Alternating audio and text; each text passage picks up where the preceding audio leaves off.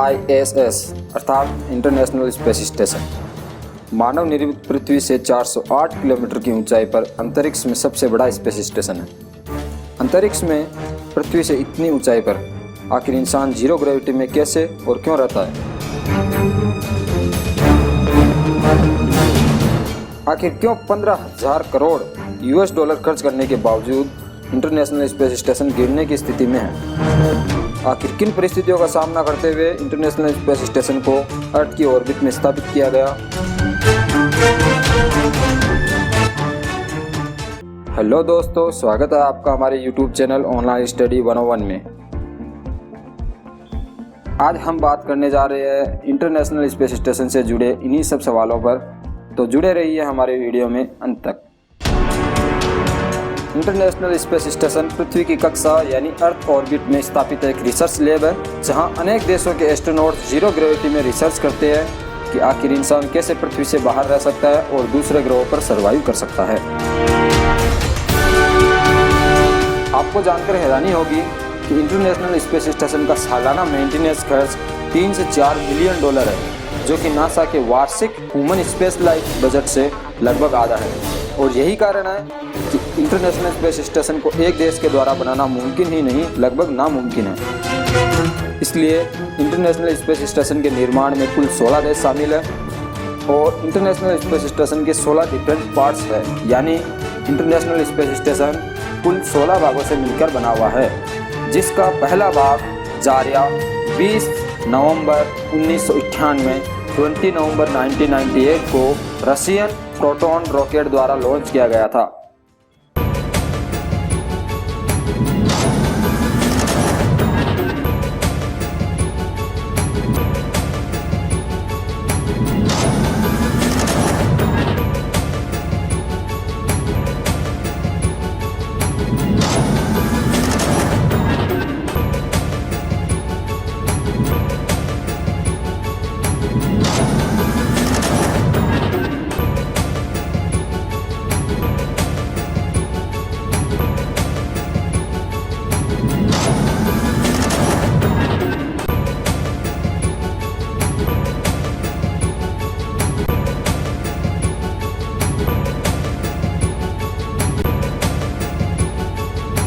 और इस प्रकार अनेक देशों के सहयोग से बना बड़ा, उससे बड़ा और सबसे बड़ा international space station. International space station को इस प्रकार बनाया गया है कि इसमें 6 अंतरिक्ष यात्री 6 महीने तक रह सकते हैं, क्योंकि यहाँ कोई भी चीज़ वेस्ट नहीं जाती। यहाँ तक कि इंसानों का टॉयलेट भी यहाँ काम में लाया जाता है। एस्ट्रोनॉट्स का यूरिन फिल्टर होकर फिर से ड्रिंकिंग सप्लाई में चला जाता है, जिससे कि अंतरिक्ष यात्रियों को पानी की कमी न झेलनी पड़े। दोस्तों, क्या आप मानते हैं कि कोई इंसान 24 घंटे में 15 बार दिन और 15 बार रात होते हुए देख सकता है? यह रोचक दृश्य देख सकते हैं ISS में बैठे अंतरिक्ष यात्री। इसका कारण इसकी तेज रफ्तार है। ISS एक दिन में पृथ्वी के 15 से भी अधिक चक्कर लगाता है और केवल 93 मिनट्स में यानी लगभग 1.5 घंटे में पृथ्वी के एक चक्कर लगा सकता है। दोस्तों, इंटरनेशनल स्पेस स्टेशन चंद्रमा व शुक्र के बाद तीसरा सबसे बड़ा चमकता हुआ उपग्रह है, जिसे रात के आसमान में नंगी आंखों से देखा जा सकता है। ISS की मदद से अंतरिक्ष यान की मरम्मत व टूटते हुए ग्रहों की कार्यप्रणाली पर नजर रखी जाती है।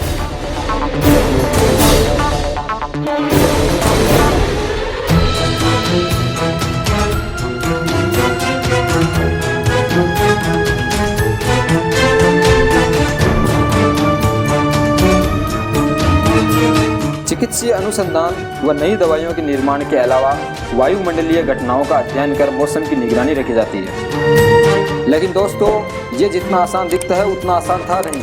इसके लिए वैज्ञानिकों को बहुत सी समस्याओं का सामना करना पड़ा, जिसमें मुख्य 2 समस्याएं थी। पहली समस्या थी अंतरिक्ष की जीरो ग्रेविटी में रहना।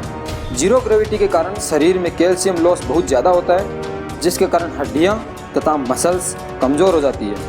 इसके बचाव के लिए एस्ट्रोनॉट्स को डेली 2 से 2.5 घंटे की एक्सरसाइज करनी पड़ती है और आंखों पर भी बहुत ज़्यादा प्रेशर पड़ने के कारण विजन प्रॉब्लम्स भी आती है, जिसके कारण उन्हें धुंधला दिखना शुरू हो जाता है। और दूसरी बड़ी समस्या थी कम्युनिकेशन की। ये बेहद ज़रूरी था कि ISS हर समय पृथ्वी से रेडियो सिग्नल्स के द्वारा जुड़ा रहे।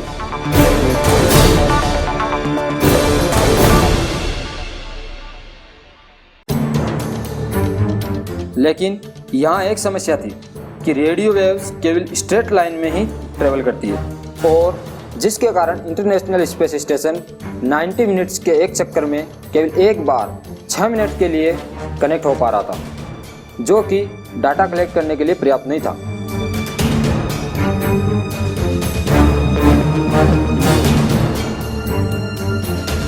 इस प्रॉब्लम के सॉल्यूशन के लिए नासा ने धरती पर अलग अलग 11 जगहों पर ग्राउंड स्टेशन बनाए।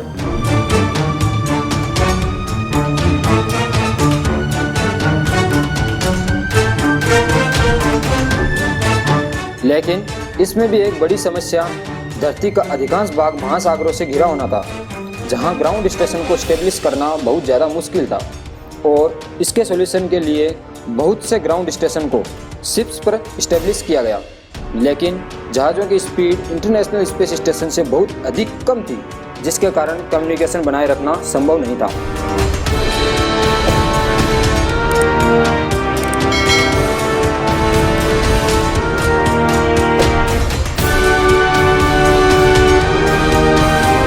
और फिर नासा ने रेडियो वेव रिसीव करने वाले 8 एयरक्राफ्ट डिज़ाइन किए, जिसकी गति इन जहाज़ों से कई गुना अधिक थी। लेकिन इन एयरक्राफ्ट को मेंटेन रखना बहुत ज़्यादा खर्चीला और मुश्किल था। और फिर कम्युनिकेशन के लिए एयरक्राफ्ट की जगह सैटेलाइट्स को चुना, और इस प्रकार 9 सैटेलाइट के द्वारा पृथ्वी के पूरे एरिया को कवर किया गया।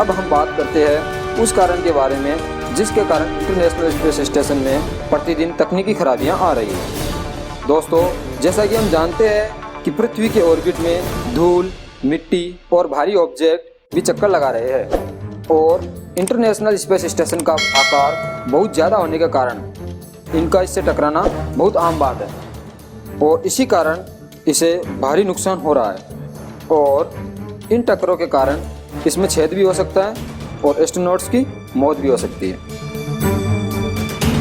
इसके बचाव के लिए इंटरनेशनल स्पेस स्टेशन को बुलेट प्रूफ जैकेट से सुरक्षित किया गया।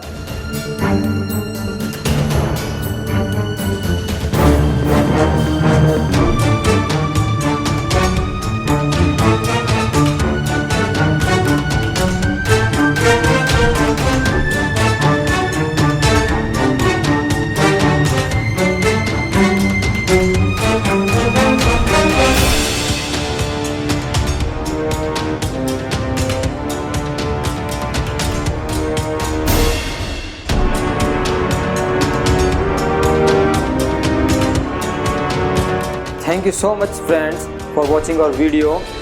Please like the video, comment and share.